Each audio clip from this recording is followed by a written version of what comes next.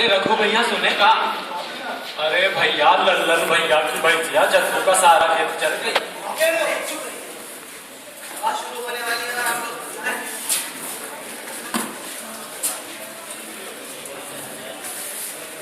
प्रणाम प्रणाम भाई लोग, प्रणाम। हमारा नाम टिंकू प्रसाद है। हम भी एक किसान हैं, आप ही लोगों के भाई, आप ही लोगों के भाई। आप लोग तो जानते हैं कि पिंटू भैया हमारे बीच नहीं है। कहाँ लगता है आप लोग? क्या है इसका कारण? आप ही बता दीजिए।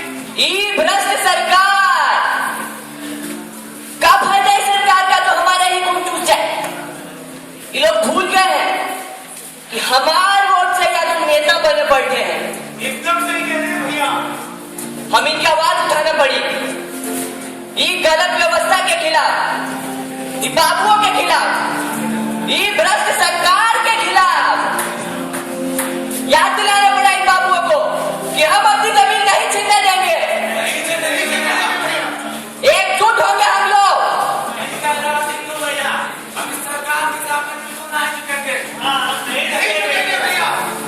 एकजुट होंगे हम लोग और इस सरकार के आगे मोर्चा निकालेंगे, गिरा देंगे ऐसी भ्रष्ट सरकार को।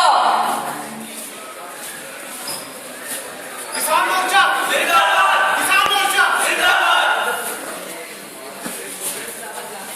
हो गई है पीर परवंशी पिघलनी चाहिए, इस हिमालय से कोई गंगा निकलनी चाहिए। आज यह दीवार पर्दों की तरह हिलने लगी, शर्त लेकिन ये थी कि ये बुनियाद हिलनी चाहिए। हर सड़क पर, हर गली में, हर नगर, हर गांव में हाथ लहराते हुए हर लाश चलनी चाहिए। सिर्फ हंगामा खड़ा करना मेरा मकसद नहीं, मेरी कोशिश ये है कि ये सूरत बदलनी चाहिए। मेरे सीने में नहीं तो तेरे सीने में सही हो कहीं भी आग, लेकिन आग जलनी चाहिए।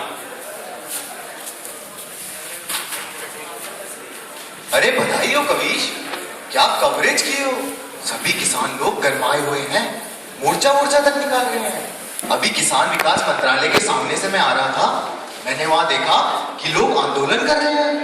लगता है इस बार ये लोग मंत्री जी का बैंड बजा के छोड़ेंगे। अरे बोलते ये सब तो होता ही रहता है।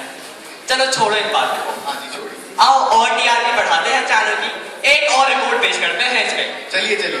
स्क्रिप्ट तैयार है ना? हाँ जी सब कंट्रोल में है। अरे तुम लोग रेडी हो जाओ।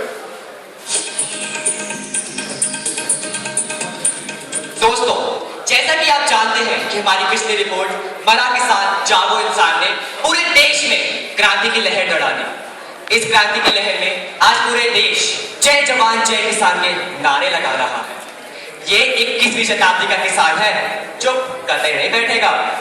जी हाँ दोस्तों, तो अपनी उसी आवाज को आज सरकार तक पहुंचाने के लिए धरना देने बैठे हैं सभी किसान। आइए हम आप लोगों को दिखाते हैं लाइव फुटेज किसान विकास मंत्रालय के सामने का। यहाँ पर गाड़ियों का तांता लगा हुआ है। सरकार के सभी बड़े मंत्री व अधिकारी भारी मात्रा में पहुंच रहे हैं। अब देखना यह होगा दोस्तों कि भारत के इस बदलते हुए किसान की आवाज उनके लिए कुछ बदलाव ला पाएगी या नहीं। और हाँ दोस्तों, हमारे साथ बने रहिए, अभी थोड़ी देर में हम मंत्री जी से जुड़ने वाले हैं।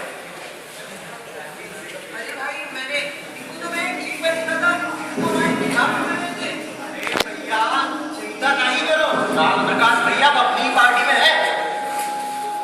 और तो बोल रहे थे कि ये जमीन अधिग्रहण का मामला बढ़ जाएगा। अभी भी तो हो ही रहा है सर। पर इस पिंटू किसान की आत्महत्या ने तो पूरे किए करार पर पानी छूट गया। अरे सर, क्या लगता है आपको बड़ा आसान है ना समझना? कितने लोगों को उन्होंने बनाया, कितनी लोगों की बलि चढ़ाई, तब जाके बने हैं हम नेता। अब ये भी तो एक मोहर ही था सर। और अब क्या होगा? जल्दी कुछ कीजिए, इससे मेरे कंपनी का नाम खराब हो रहा है। अरे सर, ये हिंदुस्तान है, यहाँ पे जितनी जल्दी आग लगती है ना उतनी जल्दी बुझ भी जाती है। पर सर, वो कवीश कुमार की रिपोर्ट में तो हंगामा खड़ा कर दिया है। ससुरे किसान संगठन खड़ा कर रहे हैं। ये भी सुना है कि मोर्चा निकालने वाले हैं। बिल्कुल नहीं कह रहा ये। अरे सर, तो उस सबकी चिंता आप नहीं करो, आप बस पार्टी फंड तैयार रखो, बाकी हम देख लेंगे। ये जो रिपोर्टर है ना, 3-4 रिपोर्टर को खरीद लेंगे और 4-5 किसान के भाई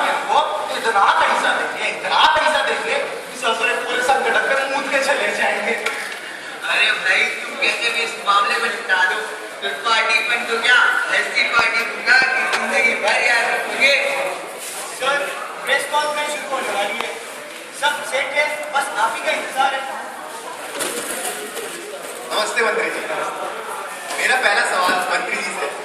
मंत्री जी, गांव में जमीन अधिग्रहण के लिए किसानों का 80% मत जरूरी होता है, पर अनजानपुर में तो कुछ और ही दृश्य है। अरे भैया, ये सब झूठी खबरें हैं और अपोजिशन पार्टी की बस एक चाल है। अब हम बताएं आपको, ये अगर फैक्ट्री बनेगी तो किस किस को लाभ होगा? भाई, किसान भाइयों के बच्चों को मिलेगी मुफ्त प्राथमिक शिक्षा और फ्री में पानी, 18 घंटे बिजली भी देंगे हम। इसके अलावा स्वास्थ्य केंद्र भी मुहैया करा देंगे। आपको पता है सब में किसका किसका फायदा है? पर इन सब के बीच बिरजू का किसान की आत्महत्या के बारे में क्या कहना चाहते हैं आप सब?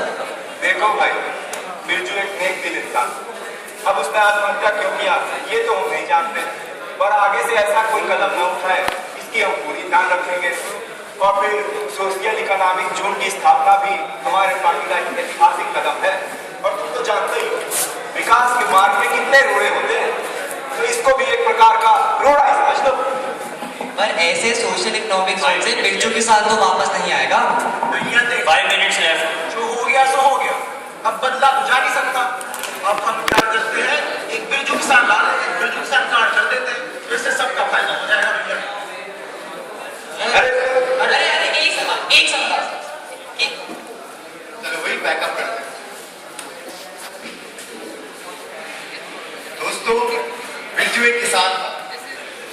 विकास की इस धारा के विरोध में उसने अपनी जान दी, पर हमें तो यह दिखाई दे रहा है कि हमारे देश के भविष्य लिखने वाले कुछ लोग अपनी इस पहल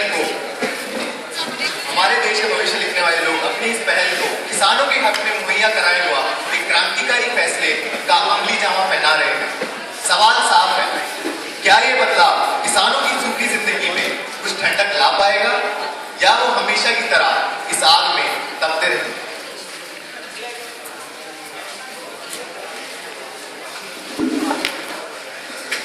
बिरजू कुछ कह ना पाया, शायद कहता तो यही कहता, क्या भूल हो गई मुझसे, बिरजू से? मैं एक किसान था, भारत का। क्या मांगा था मैं? एक न्यूनतम जिंदगी। इससे ज्यादा अपेक्षा करने की ना मुझ में शक्ति थी और ना ख्वाहिश। मैं कोई लीडर नहीं, ना कोई त्याग का प्रतीक। मैंने कोई बलिदान नहीं किया। मैं मरा अपनी बेबसी से, लाचारी से, भूख से, क्योंकि मुझे लगा दरख्तों के साए में यहाँ धूप लगती है, चलो यहाँ चले कहीं और उम्र भर के लिए। आप कहते हैं हिंदुस्तान तरक्की कर रहा है, मैं मना नहीं करता, लेकिन मैं आपसे पूछता हूँ हमारी तरक्की के मायने क्या है? हिंदुस्तान है क्या? एक भौगोलिक सीमा? हमारी तरक्की के मायने क्या है? हमारी आर्थिक दशा के कुछ अंक, या यहाँ रहने वाले लोगों के जीवन मूल्य? काम तो सब कर रहे हैं, सब बड़े व्यस्त नजर आते हैं, हमारी मीडिया, हमारी सरकार, हमारा बिजनेस क्लास, ये सब खूब फाइलें बनाते हैं, कमीशन भी खूब बनता है, और हम यहाँ किसी पर दोषारोपण करने नहीं खड़े, किसी का किसी से कोई पैर नहीं, लेकिन हमदर्दी भी तो नहीं है। और जब गरीबों का यह रोग कैंसर बन जाता है तो हम बात करते हैं रोकथाम की, हम इसे एक अतिवादी विचारधारा का नाम देते हैं। लेकिन मैं आपसे पूछता हूं, क्या आपने इन्हें अपना रास्ता चुनने का अधिकार दिया? नहीं, इन्होंने अपने रास्ते खुद बनाए, क्योंकि इन्हें लगा ये वो शहर तो नहीं जिसकी आरज़ू लेकर चले थे यार, कि मिल जाएगी कभी ना कभी।